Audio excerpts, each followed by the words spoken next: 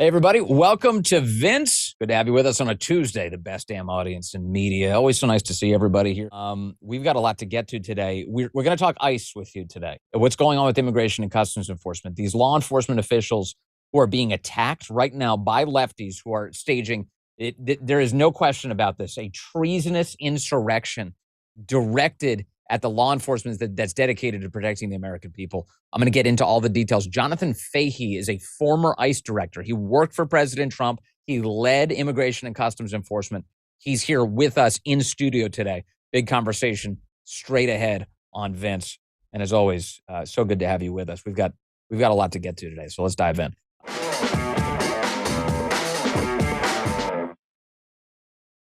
All right, everybody. So good as always to be with you. We've got news now, and it's just so frustrating that I have to deal with this shit. I am beyond infuriated that it's gotten to this point because the left has been using language to absolutely savage ICE officials over and over and over again, saying that they're members of Gestapo, they're Nazis, and on and on and on. And it's led to some very vile and bloody attacks that have taken place just over the course of the last few days. Now, multiple attacks of this nature. And I'm going to take them in reverse order. Yesterday, McAllen, Texas, we get an attack on a Border Patrol facility. Absolute mayhem there when an active shooter ambushed Border Patrol agents. An active shooter with a rifle and tactical gear reportedly shot at Border Patrol agents who were arriving at this annex facility in Texas on Monday, injuring one of the cops that was there. See, these local police officers are there. The threats to Border Patrol and ICE are so sincere that local cops are being asked to help secure the perimeters of these places. So a local cop gets shot yesterday, according to the Department of Homeland Security in multiple reports. Police and border agents shoot and kill the gunman at that McAllen, Texas Border Patrol building. And authorities believe that the shooting was an intentional attack on border officials, according to Fox News. Now, at this point, we actually do know more information about this guy. Early reports indicated that we didn't know his identity.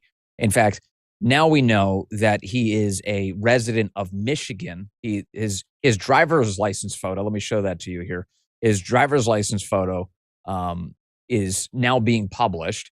And fellas, if you could take my screen down so I can replace it, I'd like to do that. Thank you. We've got his Michigan driver's license. His name is Ryan Lewis Mosqueda. Here's his picture. McAllen police say he's believed to be 27 or 28 years old. He attacked the federal building with an assault rifle. Law enforcement on the scene finding all sorts of additional assault weapons and ammunition in the vehicle that Mosqueda drove to the scene. Spray-painted writing was also found on the side of the vehicle, but Rodriguez could not provide details of the lettering and said it is not known if it's connected to the attack. It turns out that the lettering, the spray-painted wording on the side of the vehicle, we later found out was connected to some sort of Call of Duty mission from a Call of Duty game from years ago, which had to do with causing mayhem in the United States. So that's what's happening here. And this guy travels all the way from Michigan, tries to open fire. They shot and they killed him. He was wearing a protective vest to try and stop, obviously, bullets from, penetrating the armor. It didn't cover his head, though. They took a headshot and they took him out yesterday. The officials described this as neutralizing him, which is another way of saying killing the bad guy. And thankfully they did.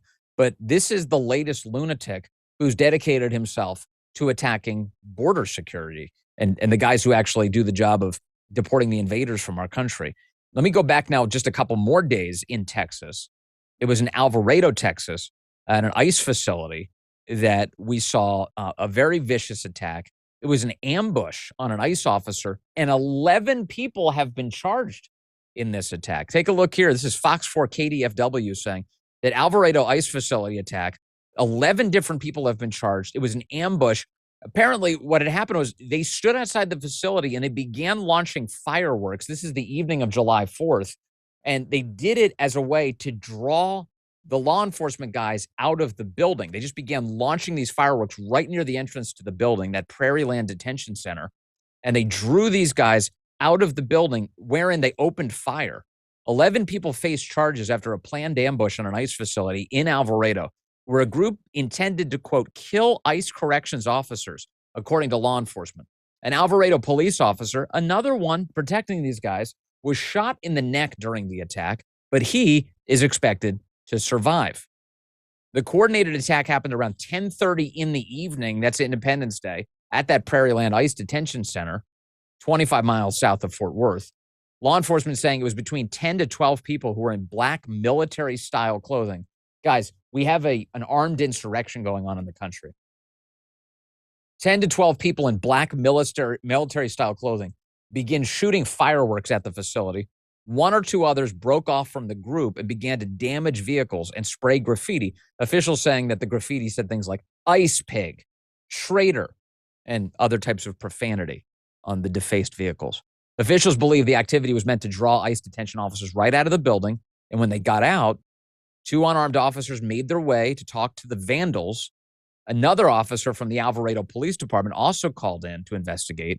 When that officer responded, he was shot in the neck by a person from the woods. But the gunshots did not stop there. Things went haywire after that. Officials say another person across the street then shot 20 to 30 rounds at the unarmed ICE detention officers. A jammed AR-style rifle was found at the scene. The attackers fled. Then they were stopped by the local sheriff's office, and they found a couple of guns, a Kevlar vest. They took these guys into custody. They stopped another 7 in the area, some of them wearing body armor, covered in mud, like they were making some sort of impromptu ghillie suit. They were covering themselves in mud so that they could conceal the fact that they were hiding. Is that what that is? Some of them were armed. According to court documents, the driver told the sheriff's deputy he met them online and took them from Dallas to the detention center to, quote, make some noise. They had body armor, flyers, spray paint, and a flag that said, resist fascism, fight oligarchy. Resist fascism, fight oligarchy. You know what this is? This is Antifa. This is Antifa. This is yet another terror attack in the United States of America by these left-wing Antifa lunatics. And this morning, we have mugshots. Ready? Take a look. Fellas, let's pull the mugshots up. Andy No shares these. These are the 10 alleged members of the North Texas Antifa terror cell, accused of carrying out the attempted murder, of federal officers at a shooting terrorist attack at that ICE facility last week. And now I want you to direct your attention, if you're watching the video version of the show, and first of all, this is as predictable as it can get. Look at all these guys. Look at the bottom two on the left. Look at those two people. Both of those people, according to Andy No, are men who are pretending to be women. That's right. We have another incident where it appears that so-called transgender people are responsible for a terror attack in the United States. On the far left, on the bottom, you've got someone whose real name is Bradford Morris. He goes by Megan Morris, according to Andy No's reporting on this. Additionally, the guy immediately to his right, the least convincing woman I've ever seen, his name is Cameron Arnold. He goes by Autumn Hill. Autumn Hill. So these are the guys who've all been arrested. Those are their mugshots. They've got, I like that they have the old school black and white striped prison outfits for them. And there they are. Just a bunch of people who decided, you know what we should do? We should lead a terror attack on an ICE facility. And the Trantifa component, you're right about that, Anne-Marie. Anne-Marie in the chat saying Trantifa. Yeah, Trantifa does it again. Have you noticed? I mean, the levels at which so-called transgender people are committing attacks in the United States are way above the societal averages, the per capita average, how likely it is that the average person, a part of the general population, is going to do a terror attack of this nature.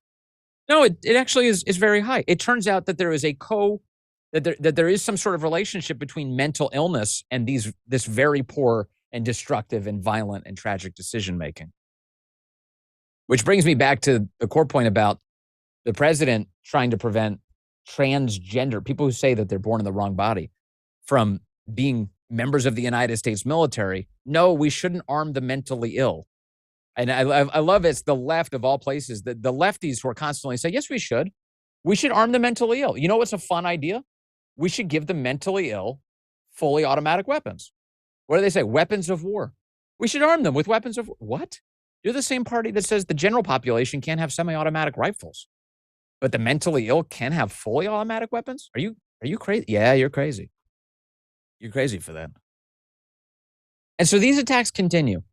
And at this point, for you and for me and for people like Tom Homan, they're as predictable as the sunrise. We knew this was going to happen. We knew when we hit Tampon Tim Walz standing on a stage and saying that ICE agents are the Gestapo, when you see Hakeem Jeffries calling for ICE agents to be unmasked so that, you know what he wants, so that they can be harmed. When you hear Dan Goldman comparing ICE agents to Nazis, the inevitable outcome of all of this is that ICE agents are going to be hurt. Someone is going to be killed. And in fact, people have been killed. People have been killed. The fact that that guy who attacked the McAllen Border Patrol facility lies dead today with a bullet through his head, that only happens because of the outrageous behavior and incitement of the radical left here in the United States. It's not even a close call.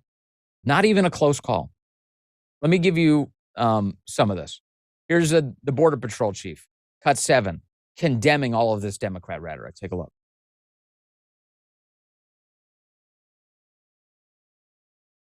Cut 7, Justin.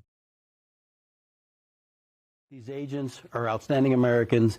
They're just trying to enforce the law. But all of the rhetoric and the false information that's being put out by the left is just increasing violence against our agents, and it's just unacceptable. So, Mike, what's the solution? How do we tone that down? And so we've got to get out in front of the narrative. We've got to continue coming on and speaking to you and making sure we're getting the truth out. We've got to continue our messaging, right? But then we've also got to hold those that are encouraging violence against law enforcement or inciting violence. We've got to hold them accountable and prosecute those individuals as well, and know that it is not acceptable to incite violence against law enforcement officers. And we're going to have to prosecute. We're going to have to prosecute these people to the fullest extent of the law to let them know that this is not going to be tolerated. This is not going to be tolerated. We have to prosecute these people. These Democrats at the very top of the party who are only inciting this are absolute scumbags. You want to demonstrate some testicular fortitude, some intestinal fortitude? Come out, condemn this, and say this has no place in our country. You have to respect this system. You have to respect our republic. You have to respect the voters who elected the president of the United States right now to enforce the law. You have no other option. There's no other way to squirm out of this. If you have any intention of this country holding together, which apparently you don't, you come out and you say that. But instead, people like Hakeem Jeffries are weak. They're weak people who are beholden to the craziest elements of their party. And that's expressed this week in one of the craziest pieces of establishment journalism I've ever seen published. This comes to us from Axios today. Democrats told to, quote, get shot for the anti-Trump resistance. Democrats are being told to, quote, get shot by their own base for the anti-Trump resistance. They say at town halls in their districts and in these one-on-one meetings with constituents and activists, Democrat members of Congress are now facing a growing thrum of demands to break the rules, fight dirty, and not be afraid to get hurt. Ladies and gentlemen, I'm telling you, this is not going to end well. What I'm about to read you, this does not end well. This has the makings of civil war, actually. This is insurrection talk. This is a deeply violent impulse that they're indulging. And this is not mere political rhetoric. This is not like, oh, fight for your country or anything like that. Stand up for what you believe in. This is straight up, guns need to start shooting in order for something to be achieved here. That's what the Democrats are claiming. One House Democrat, they talked to dozens for this. They say one House Democrat said the following: this idea that we're going to save every norm and that we're not going to play Republicans' game, I don't think that's resonating with voters anymore. Another Democrat telling Axios that a sense of fear and despair and anger among voters puts us in a different position where we can't keep following norms of decorum. On and on they go. Our own base, so this is what one House Democrat told Axios. Some of our base have suggested what we really need to do is be willing to get shot when visiting ICE facilities or federal agencies. Chat, how do you get shot visiting an ICE facility? How does that happen? How in the world would the sequence of events take place that you would be shot while visiting an ICE facility? The answer to that question is you have to threaten the life of someone else.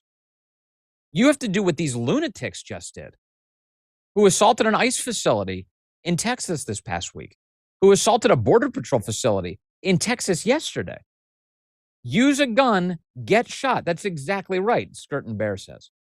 You are armed and you take the first shot, says Maple A. That's exactly right.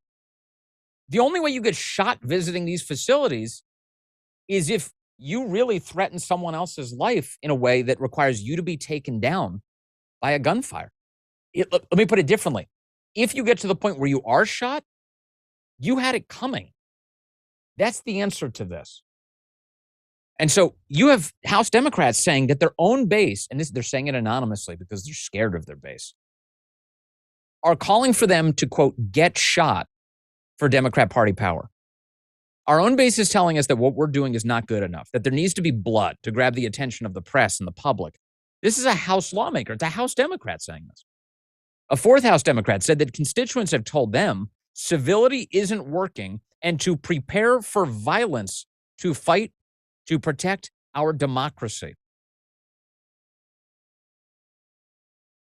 This is civil war stuff that they're talking about. And it is not going to end well for these people.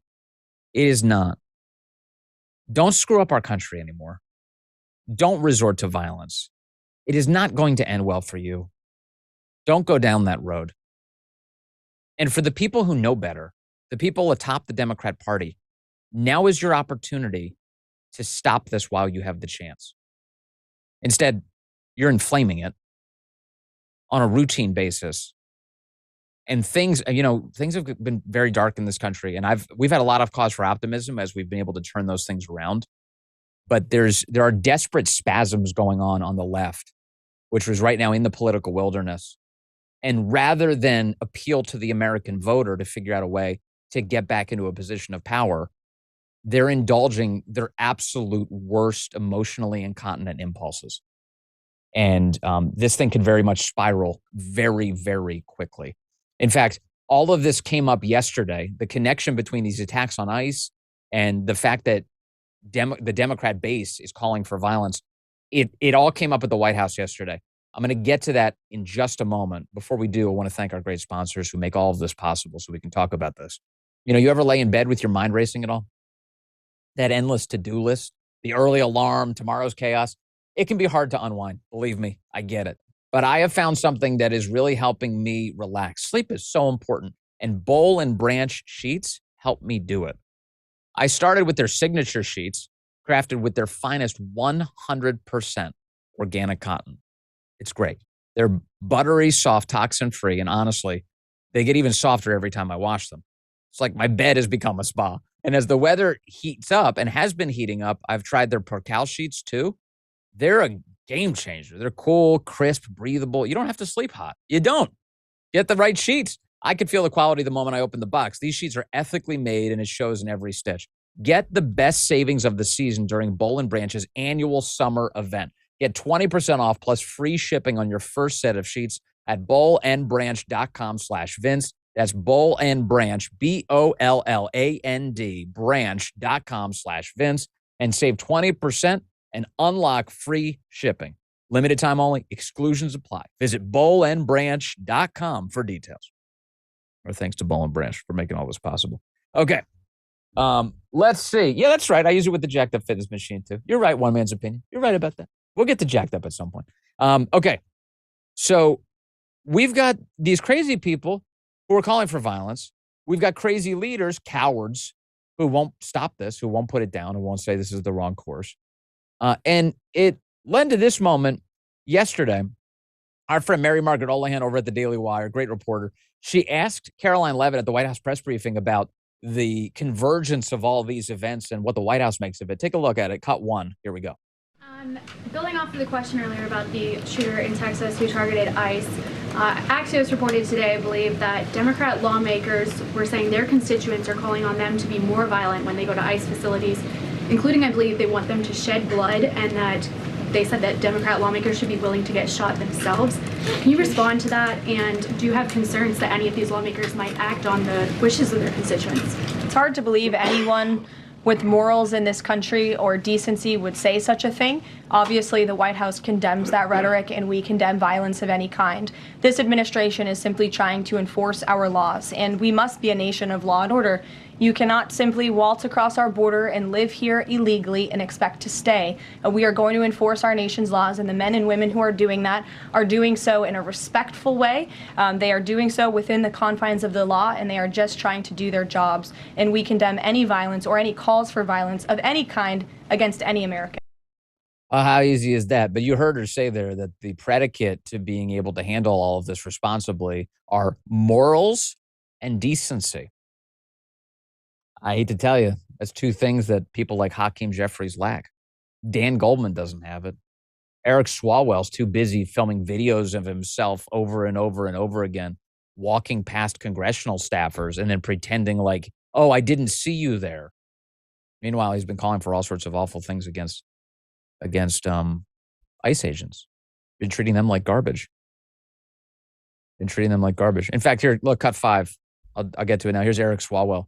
This is what he's doing instead of condemning the violence on his own side. Hey, Congressman. What's going on? Hey, Congressman. What's up? Hey, Congressman. Hey, what's happening? You're everywhere, man. Yeah. Hey, Congressman. What's going on? Hey, Congressman. Hey, what's happening? Hey, Congressman. What's going on? Hey, Congressman. Oh, my God. What's up, man? Train takes. Hey, Congressman. Hey, what's happening? Excuse me, Mr. Wallace? Oh, my God. Do you see how forced his look is? He's like walking by. He keeps walking by. He does this move. He's like, hey, Congressman. Oh, hey there. Didn't see you there. Like, come on, you idiot. Like the whole thing. How many takes do you think they have to do for each one of those for Eric Swalwell to get it right? No flatulence, no stumbling over his words. That's the most natural he looked at any moment. It's crazy.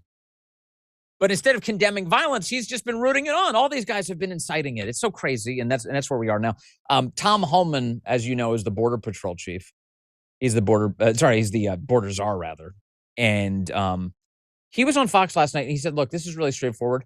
I told you this was going to happen. I'm right there with Tom Homan. I told you this was going to happen. There's going to be bloodshed. People are going to die. And here's the scary thing from Tom Homan, as he points out, as I'm pointing out today. This is only going to get worse. That's actually the direction we're headed right now. Take a look. Cut 8. Here's Tom Homan. I've been warning about this for 2 months. I think the last time I did your show, Laura, we talked about it. I also talked about it in the Hannity show that I've been around a long time. I said if the rhetoric didn't decrease significantly, it's going to end up with loss of life. It's going to end up with a use of force either against a protester turning criminal or against ICE or Border Patrol agent. Someone's going to be seriously injured, if not killed. And of course, the media attacked me. Fear monger Homan. He's threatening that someone's going to die. Look, I've been around a long time. You got members of Congress, Jayapal, comparing them to terrorists. AOC says we're out there violating people's civil and constitutional rights. You got Jeffries out there running his mouth about the Gestapo. And it just the ramped up rhetoric is going to cause a situation where someone loses their life. We saw that today. I was hoping I'd be wrong, but I wasn't. And I'll tell you something else. It's not the end. Unless we stop the hateful rhetoric against ICE and Border Patrol, comparing them to Nazis, there's going to be more situations like that. Yeah. More situations like that. So that's where things are headed. Now, here's the good news. If there's any good news in the midst of all of this, ICE remains undeterred. Our ICE agents, and we'll talk about this coming up with Jonathan Fahey, the former acting ICE director, they remain completely undeterred in the face of all of this. Because yesterday, ICE agents went out into Los Angeles and they just went through a park. They raided a park yesterday in Los Angeles that is driving the left absolutely bonkers. Yesterday, Bill Malugin was, I think, maybe the first to share some of this news. He said, breaking word with hundreds of federal agents and military as a massive federal immigration enforcement operation is underway in the MacArthur Park area of the sanctuary city of Los Angeles. It's an area with heavy, heavy MS-13 influence. Mayor Karen Bass has demanded that the raids stop. But feds responded with one of the largest yet, including Border Patrol agents on horseback. And then, of course, protesters immediately began showing up. So that's really good news that these guys are saying, you know what, your threats of violence, your actual violence is not going to stop us. We're not going to be intimidated. We're going to keep doing our jobs. So God bless the men and women of law enforcement who are still out there doing that. But it's still in the face of a lot of opposition. LA Mayor Karen Bass showed up yesterday amidst all of this. And she actually ditched, there was supposed to be an event, Breitbart had this great report, that the LA mayor ditched a Palisades fire anniversary event for this anti-ICE protest. Let me put that differently. She treated fire victims like garbage in order to fan the flames of the invasion. That's what the mayor of Los Angeles did yesterday. She canceled an appearance at this event to mark the 6-month anniversary of the Palisades fire. And she instead went to try and stop an ICE raid, which I'm pretty sure used to be called obstruction of justice. Bass had been scheduled to appear with Governor Gavin Newsom, Greasy Gavin Newsom, and Senator Alex Padilla and other officials to mark the anniversary of the Palisades and Eaton fires. But instead, she ran off to try and protest ICE yesterday. Now, while Karen Bass was doing that, she was saying the feds don't even have any right to enforce the law. Take a look. Cut 2. Here's Karen Bass saying that she's more powerful than you and the federal government. Well, I call it a political stunt. If you want to call it a dog and pony show, go right ahead. Same thing.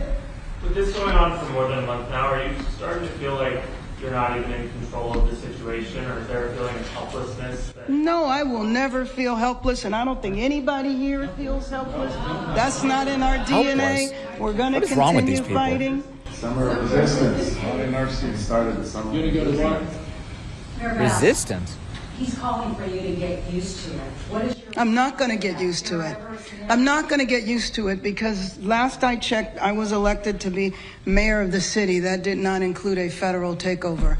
So either you believe in democracy or you don't. You jackass. The mayor of the city. You're tending to the needs of the city? How come all you do is betray that city? All you're doing is betraying the people of Los Angeles. You're aiding and abetting an invasion of our country. You actually want to see to the needs of the city? Enforce the law. Karen Bass. So there she is. And she says that this is about, the federal government can't do this. Yes, we can. The federal government can save an American city. I'm sorry to tell you, Karen Bass.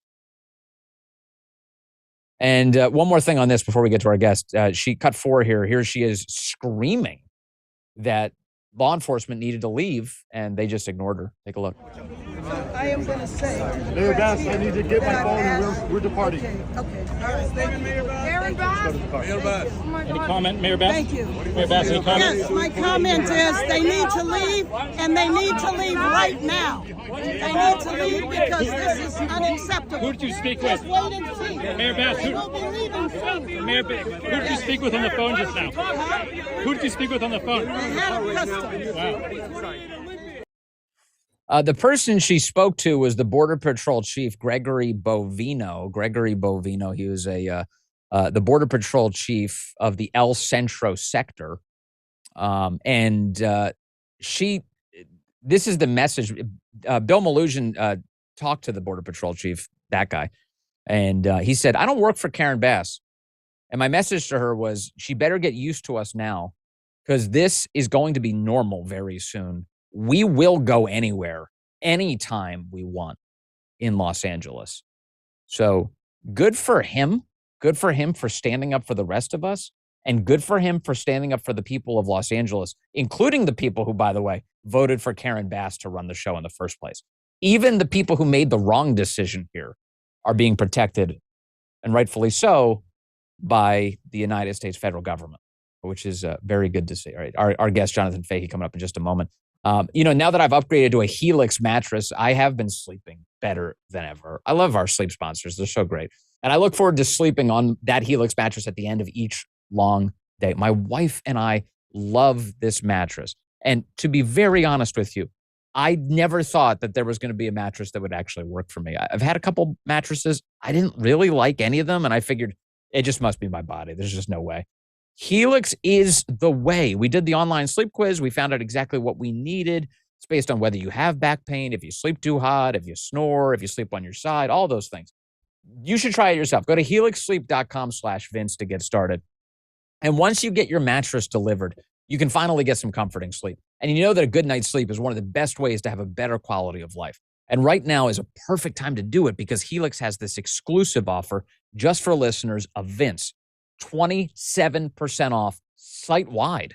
That's right. Just visit helixsleep.com/Vince and get 27% off site-wide, exclusive for listeners of this show. helixsleep.com/Vince. Thank you to Helix for being awesome. And, you never thought it would get this far, but maybe you missed the last IRS deadline or you haven't filed taxes in a while. Let me be very clear. The IRS is cracking down harder than ever, and this isn't going to go away on its own. And this is why you need Tax Network USA. They don't just know the IRS. They've got a preferred direct line to the IRS. They know exactly which agents to deal with and which to avoid. Their expert negotiators have one goal: help you settle your tax problems quickly and in your favor. Their team has helped clear over $1 billion in tax debt. So whether you owe $10,000 or $10 million, even if your books are a mess or you haven't filed in years, Tax Network USA can help you. Call Tax Network USA right now. It's free. Talk to a strategist and finally put all of this behind you. Call 1-800-958-1000. That's 1-800-958-1000. Or visit tnusa.com/Vince. All right.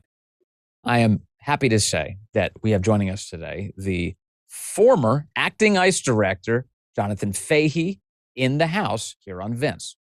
Jonathan Fahey, thank you very much for doing this. Appreciate it. Good to see you here, brother. Yeah, great to see you. Thank you. Okay, so ICE are very much in the news because Immigration and Customs Enforcement has to do the job. They want to get to a place where they're deporting a minimum of 3,000 people a day. But man, the left is making it hard as hell. The left is making it hard as hell. How many times have you heard a government official now compare ICE agents to the Gestapo or say that they're Nazis or say that they're doing something sinful by keeping their faces covered? It's got to drive you crazy. It's amazing to me. And certain lines that people used to never cross, the Nazi line or anything else, is a standard Democrat talking point. If you really think about it, it seems to be an approved talking point. If you think of Governor Tim Walz, that was a commencement speech. So he clearly prepared remarks to call ICE agents the Gestapo. So it's like these are approved talking points. And the Democrats, I don't think anyone can, it's not even arguable at this point that the Democrats are not only for open borders, but for mass amnesty. There was some pretense during the last campaign that they were in favor of border security, but I think everything has been just sort of thrown out there, revealed as openly as possible now. They're against any border security and any deportation. Well, and not only are they against things, they are actively fomenting insurrection in the United States of America. I mean, I think we're at the point where we have to be really crystal clear about what this is. These are insurrectionists. Because when you've got Democrat leaders whipping their own base into a frenzy, who, by the way, Axios reported this week are out for blood. They want Democrat members of Congress to prove their fealty to the party by getting shot.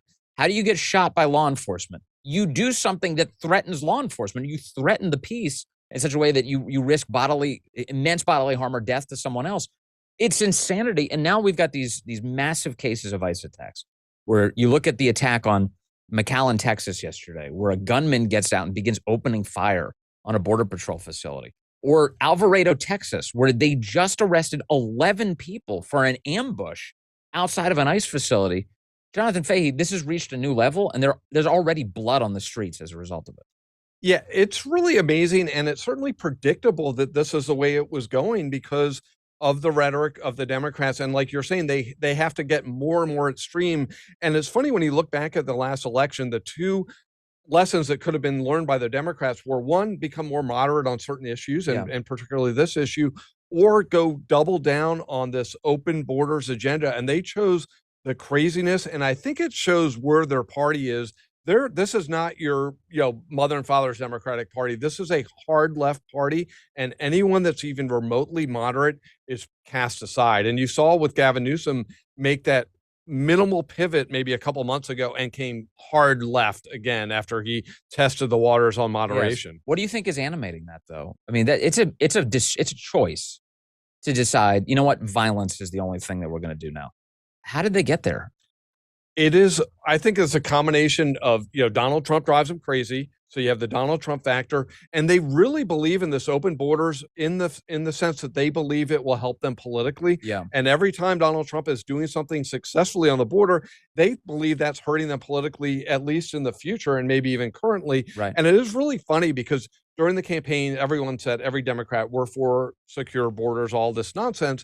But the one thing I haven't heard a single thing, regardless of what you think about the deportations of internally, no Democrat has said, hey, at very least, Donald Trump has shut down the border and controlled things, and they should be giving him credit for that. Right. And if there was any honesty in their previous position, but we now know, and you and I knew it was all false to begin with, that they wanted to win the election and keep the border wide open and push for amnesty. So how do ICE officers handle all of this? So these guys are getting up every day. They're saying goodbye to their families. They're heading out the door, not sure what they're going to encounter when they go out there. These deportations can be very messy, physical, aggressive operations. And then you've got lefties, Antifa types, who are hunting them down now. Additionally, what must that be like for the average ICE officer? Yeah, it's really horrible. I mean, one hand, you hear from people within the administration and within ICE, morale is so much better because of how poorly they were treated last time. But it is really, it's so disgusting to think they're already putting the politics aside, putting their lives on the line every day, encountering criminals, encountering gang members to make all of us safer. And now you have these politicians that increase the danger to their lives, and purely for political reasons, they were willing to put public safety, officer safety behind their political interests. So it's so disgusting that what you see going on. And the thing that's really bad about this, when you look at President Trump and ICE, they're not doing what he wanted to do politically. They're doing what he's required to do under the law. President Trump is required to enforce the law. It's not just like a political elective that he wants to do. He's supposed to do this. And the fact that Biden and Mayorkas were derelict in their duty doesn't mean he's supposed to then carry on their dereliction. Yes. And so everything about it's disgusting. But the good thing is morale is high within these agencies because they have a president and administration that has their back. And we remember, and I know we've talked about it on your radio show, but the prior administration was accusing their own agents, falsely accusing them of whipping migrants based on racial motivation. So the morale was so bad, and they were willing to put their own agents, meaning when they were in charge of them, in danger for their political motivation, because they're looking for this next sort of incident. They want maybe a George Floyd moment or something like that, so they could get either the public support or more the media support to turn on ICE. From my perspective, it does renew my respect for the patriots who choose to serve in our country, to serve the public for real and uphold the law. Because it strikes me that even knowing the threats that ICE agents face right now, a lot of these guys are like, that's fine. I know this is going to be tough work, but I'm going to go do it. Yeah, it's awesome when you see people that are willing to put their lives on the line, not just for themselves, but for all of us to make our lives safer. And, I was a federal prosecutor for 17 years, and we worked lots of ICE cases where they would be arresting gang members, other serious criminals, bringing them in on either immigration charges and other things and deporting them. So they have always been making our lives safer. No one ever recognizes that, or more broadly, people don't recognize that. And these are people with, husbands, wives, with kids. These are great people. I work with them every day, for essentially 20 years. And to see them treated like that is just one of the more shameful, disgusting things. And when you can call somebody a Nazi, what you're really doing is saying somebody is so bad they're a Nazi, anything you do to them is fair game. That's right. And that's what's going on here. For sure. Can you, speaking of talking about someone's humanity, the left as you point out, often suggests that ICE is acting in inhumane ways, that these are heartless people doing these jobs. You were the ICE director for a time. Can you talk about what ICE's standards are for how you apprehend someone, the humanity with which you have to treat them, the detention standards that are involved? What goes into that? Yeah, all of this, they are at the highest level in terms of treating people they're arresting, where they're housed, and everything else. They are given, we all this talk about due process. When they're arresting criminals, they get their full due process on the criminal charges. When they're arresting them on administrative warrant or civil warrants, they're also treating them very well. And these are, again, people that are used to making, criminal arrests. And the thing is, if they were doing these inhumane things, federal officers can be sued under Bivens actions, civil rights actions. So you would see lots of lawsuits being successful if they were actually doing these horrible things.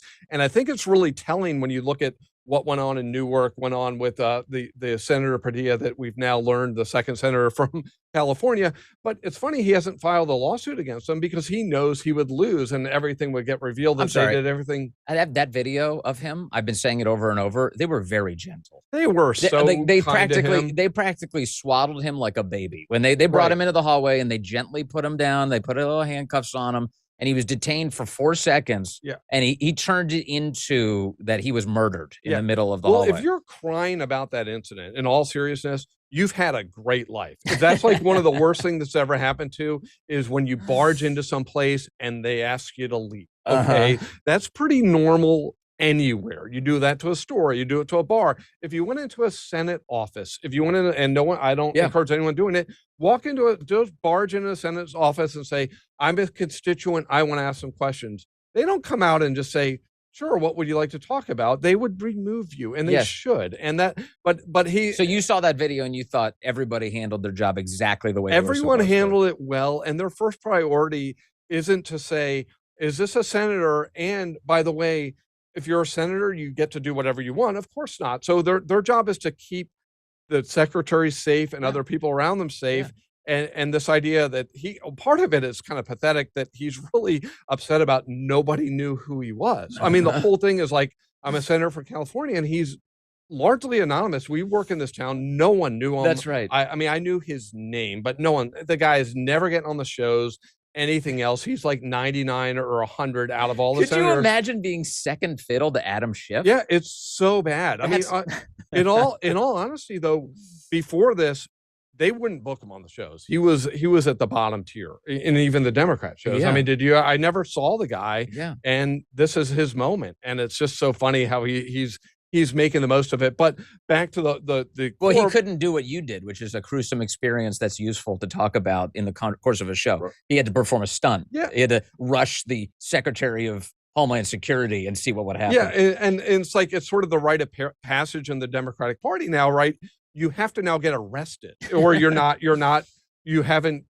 loyal enough to the cause unless you've gotten arrested and played these or games. Shot. Yes, exactly. The Axios report this week saying that the Democrat base thinks that you aren't a true Democrat leader unless you're willing to get shot protesting the Trump administration. That's crazy.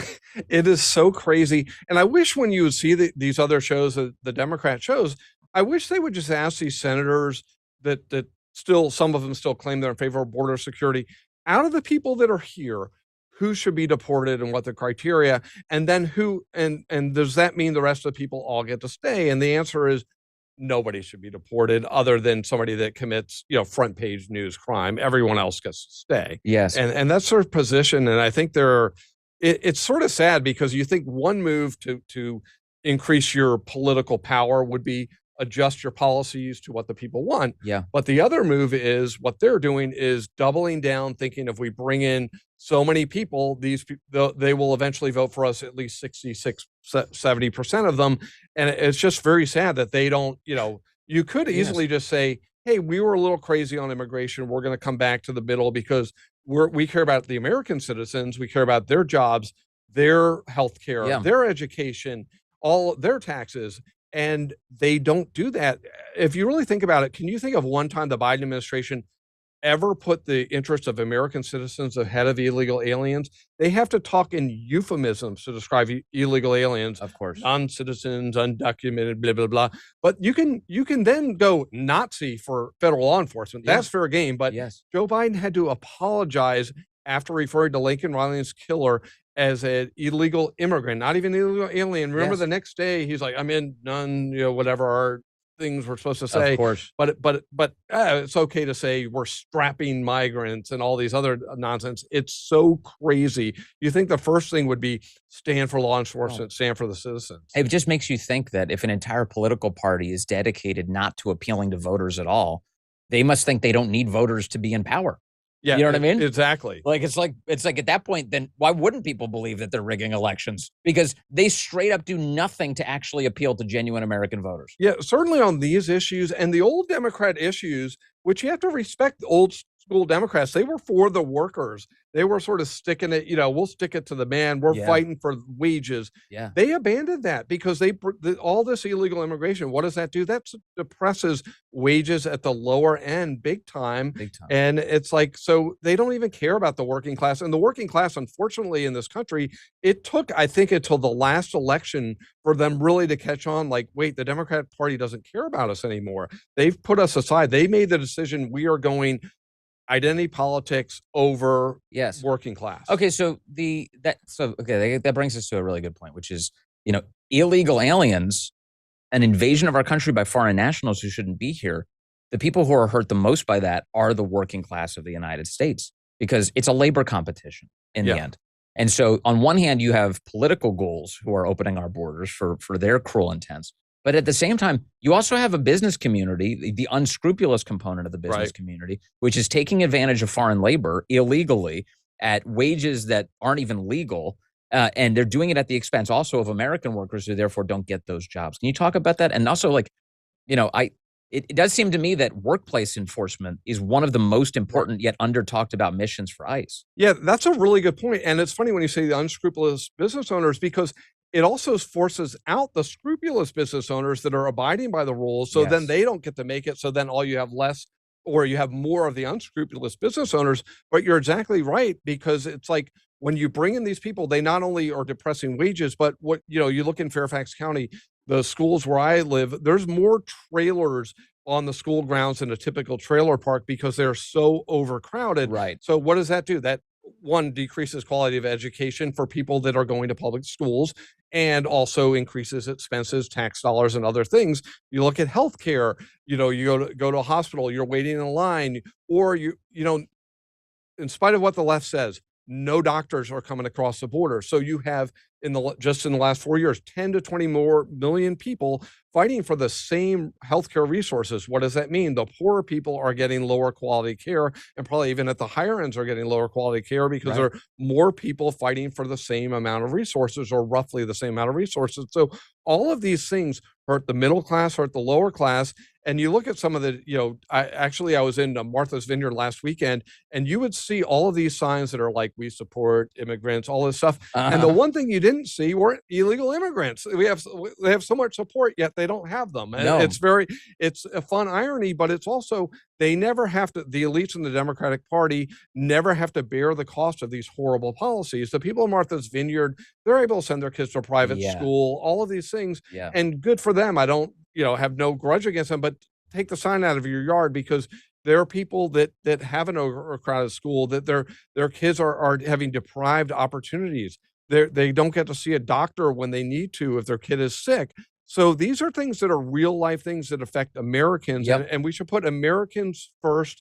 And that shouldn't even be controversial. I have a feeling that the only illegal aliens who are in Martha's Vineyard are the ones that they're exploiting to do housework. Yeah, exactly. That's about it. Yeah. But then they deported everybody else, which they only lasted, what did they last, like 12 hours on the island? It was not to embarrass you because you're a former ICE director, but that was the most efficient deportation operation I've ever seen. I know. No, I did write a Washington Times op-ed of remain in Martha's Vineyard, because that would change the entire, if ICE started putting people in Martha's Vineyard, the Democrats would change their tune. They have a big ICE facility, have alligator Alcatraz or shark Alcatraz up there. Yeah. It would change the narrative if we said, you have to remain on the island, put an ankle bracelet, but you have free reign. I think that the tide would turn quite a Yes. bit, and they'd have different reasons for being opposing it. Climate change or something. I like it. Marth Katraz. We should do that. That's a good idea. Hey, so the president this week on this issue of foreign labor illegally being in the United States, he did say last week Thursday. He said, "Look, there's a couple people on the radical right who are not going to be happy about this. I like them, but they're in the radical right." He said that we've got to protect hospitality workers and farm workers. He said, and that we need to work towards that. And what he means by that, pretty obviously, is in those industries, in farming and in hospitality, there's a lot of illegal aliens. And yes, we're deporting people, but that could upset those industries a little too much. Now, I don't like this because I think that the president should stick with the original plan, which is basically like, hey, if you break the law, you should be held accountable. And that if you want to be here as a guest worker, an agricultural guest worker, we have a legal program for that. We shouldn't have to create any sort of amnesty or carve out in order to accommodate that. How do you feel about those? Yeah, I think we should find a way, if it's legitimate, to do it legally. But one thing that concerns me about the guest worker program or any of these programs, we have this thing which President Trump has fought hard for, this birthright citizenship. So this idea of we're going to have guest workers that if they get here and they have a kid, all of a sudden their kid becomes a citizen. But it's crazy. The Democrats' position is the parent is in effect a citizen, because when we have these situations where the parent is being deported when they have an illegal or when they have a citizen child, the Democrats act like the parent should get to say. So in effect, birthright citizenship as practice is really birthright citizenship for parents as well. So anything you do, that has to be dealt with, because you really can have an effective guest worker program, but if it leads to citizenship, leads to other things, leads to people being able to stay, it will get gamed, and the American people will be worse off because of it. So we need to do something like that. But I think what the administration is really doing is, when you hear the messaging, is they're focusing on the criminals, but they have to at least say, everyone's on the table, because we can't have this de facto amnesty world, which we had under the Biden, and I say it's even more than de facto, but it was like the Biden administration policy, as best as I understand it, was the second you step foot on American soil, you are a citizen, and unless you become the, Charles Manson, you're staying. Also, once you start creating these exceptions, no matter how narrow they are, they do, let's be honest, they become magnets for more illegal immigration. Right. So if you just have any program that you're like, hey, look, if you work in the hospitality industry, we'll go easier on you. Well, then what do you think your odds are if you show up and you start working at a hotel? You think it's very high that you're going to stay, and reasonably so, because the president of the United States or leadership is suggesting that. That's my only point, is that what we should be doing is cutting off all of the magnets for the invasion. That includes workplace enforcement, and that includes making sure people know that the only way you get in here to this country is legally. You have to do it the right way. Legally, and if you come in illegally, it's going to be painful for you, not physically painful, but you're going to spend a lot of money to get here, and you're going to turn right around. So it's not going to benefit you. And that's probably one of the best things I think the Trump administration has done. The messaging has been great on this, and we don't have anyone, I mean, not literally, but it's almost nobody is coming across the border.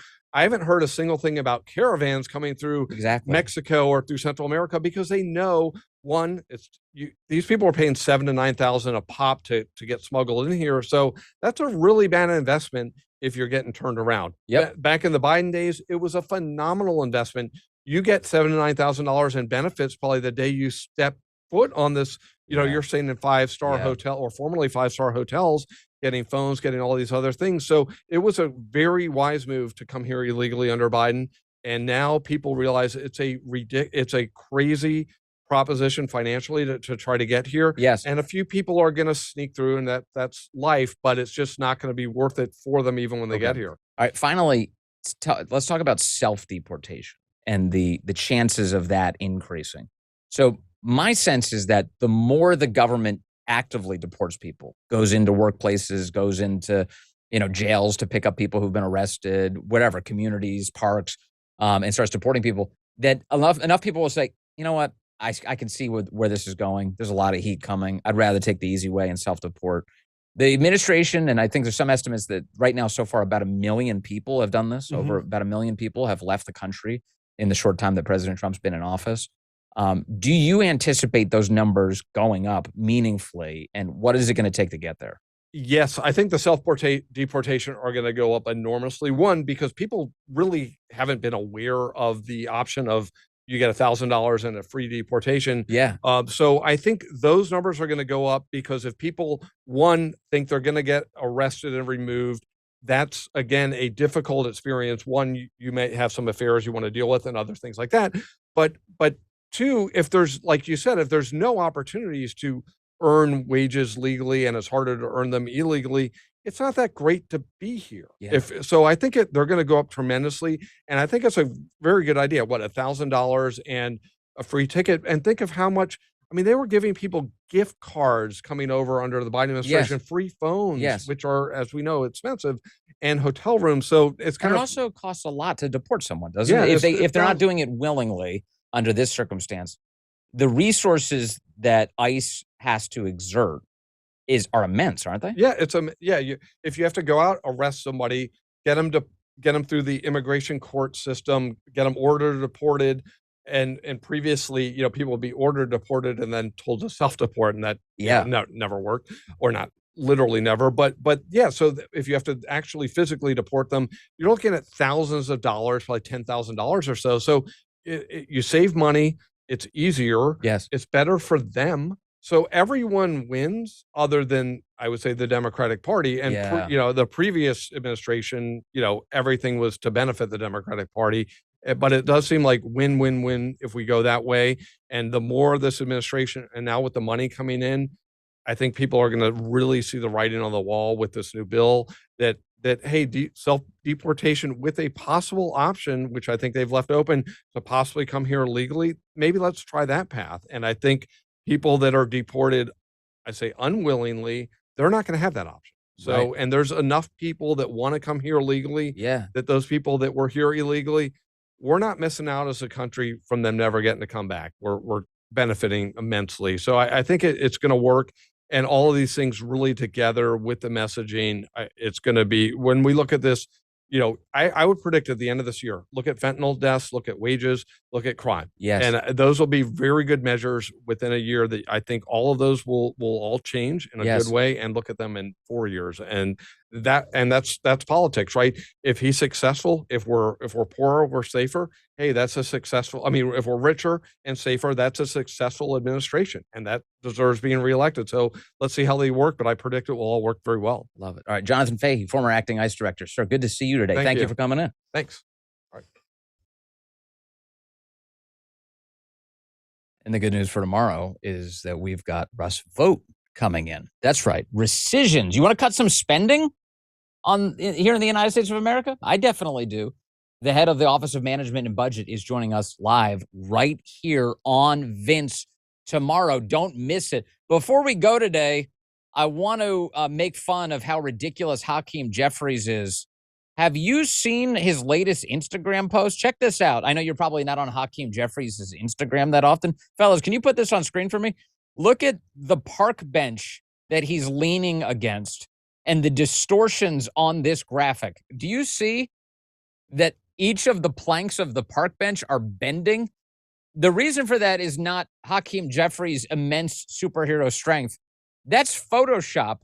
Hakeem Jeffries has very feminine hips, and his staff apparently tried to Photoshop his hips out of the photo. They wanted to tighten him up a bit, and in the process of Photoshopping, they didn't realize that all of the straight lines behind him were distorted. Who thought this was a good look? Who thought, oh yeah, that's perfect, let's put that out?